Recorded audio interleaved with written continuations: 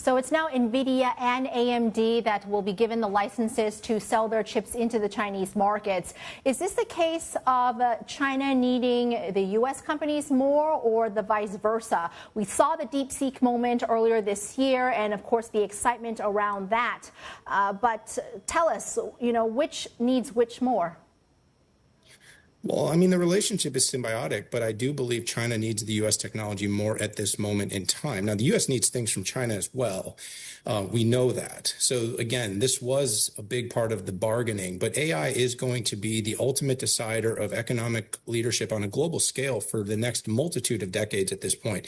We see there's a reason that Mark Zuckerberg is paying individual researchers hundreds of millions of dollars, and that we are seeing this talent race, and we're seeing these companies being acqui-hired into these large enterprises, whether it's been Google, whether it's been Meta, as I mentioned, or OpenAI. And of course, these big researchers from China that are being hired by companies like Meta, it's because there's great talent in China. So there's a symbiotic relationship. They are very close to each other. But Nvidia, to be very clear, has the best technology. AMD has great comparable technology. Its software is a little bit behind, but is catching up. But China wants the chips. There's a reason there's so much pent-up demand, that there were so many billions of dollars of these chips being sold, even though they are technically not as capable as these Cloud Matrix chips from Huawei. But the stack, the overall Nvidia vision, this is really sticky. And I think China and the US have a great opportunity, and the demand for AI is really big. But I like to see China in the equation in this context. Nvidia had warned that the curbs would cut revenue by $15 billion. Now, with the fact that it's no longer cut off, at once they commanded 95% market share in China. That was trimmed down to 50%, and it was basically taken over by Huawei in Nvidia's absence. Now that they have been able to re-enter the market, where do you see the market share going? Do you think it'll go back up to 95? Yeah, our models definitely show Nvidia regaining significant market share. And again, there was a lot of sort of these export concerns about where Nvidia chips getting in. Was Huawei really making the dent in Nvidia's demand? We knew that that demand had remained really high. And we know those H20s that were originally going to be written down are going to be easily sold into that market with no problem. Having said that, our models overall show Nvidia's market share climbing back. We do think, though, that China's resolve the country has incredible interest in being a leader in AI technologies as well. It doesn't want to be 100% dependent on the U.S., but clearly it understands that the U.S. technology right now is superior. It will enable its companies to move more quickly. Its researchers want it. So we overall see it climbing back in that direction, but it will be very hard to regain, because China itself is going to promote its own national interests, and it's going to want to see Huawei build more competitive products. But Nvidia will remain a step ahead, and the Chinese researchers and enterprise will continue to want to use these technologies. Daniel, so on domestic players like Huawei catching up, how do you see that timeline? How quickly do you think they can realistically play catch up, or are we still looking at a longer time horizon?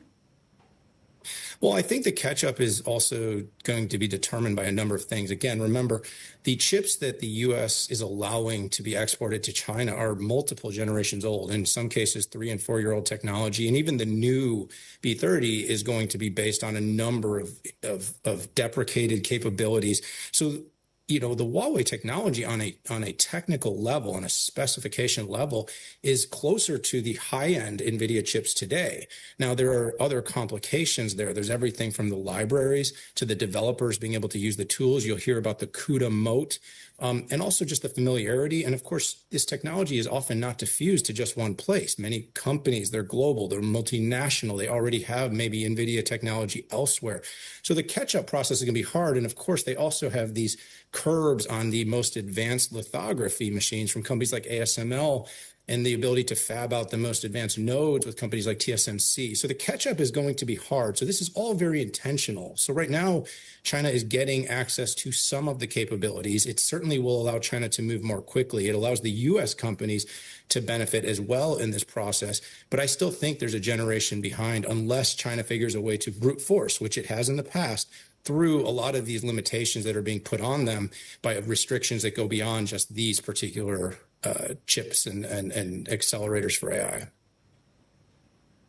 Yeah, and with these moats, so it sounds like Nvidia can count on its revenue exposure to China for the time being. But what are the geopolitical risks there? Are investors pricing in those now? Well, the one great thing that came out of the original delay or the export controls that came last quarter was I think the market saw that even without China's market at its disposal for Nvidia, they were still able to beat. They were still guiding in a very positive direction.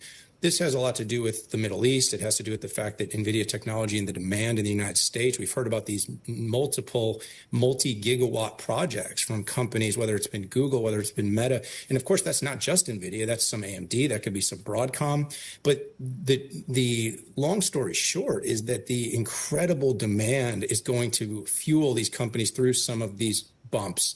Now, just as fast as these export controls were lifted, the geopolitical concern of them being put back into place, I mean, we see these trade situations changing every day, but it's been incredibly encouraging to see how the U.S. and China actually made progress much quicker than most expected. And I do think this will stick, as I do think the U.S. does need a number of things from China as well. And so the trade-off on these advanced technologies and rare earths, for instance, I think is going to keep the trade flowing in this current state. And just to zoom out a bit, with the two competing and building their own models. So how does China's foundational models, with DeepSeek, Baidu, how do they compare with U.S. leaders like OpenAI and Anthropic? Well, it changes every day, Elaine. So we're seeing right now models being released, and one day you hear OpenAI has the most advanced, and then you hear that Meta has a brand new behemoth model, and it's not actually as good as it needs to be, and it gets held up. And then DeepSeek, earlier in the year came out of nowhere, completely disrupted the market, threw people by surprise. And there was a lot to be learned from that. Some of it was about the techniques, some of it's about the availability of researchers, some of it's about what silicon do these researchers actually have access to. Certainly, Chinese researchers are very competitive. We saw Mark Zuckerberg hire several from OpenAI that led many of the most advanced models. They're also doing advanced development of models in China. So we expect this to be a race. The semiconductors and infrastructure and energy are all part of the ingredients to winning and leading in these races.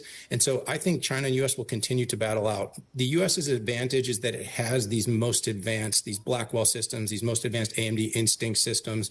Google has TPU. Amazon is building its own silicon and networking with its Trainium tools.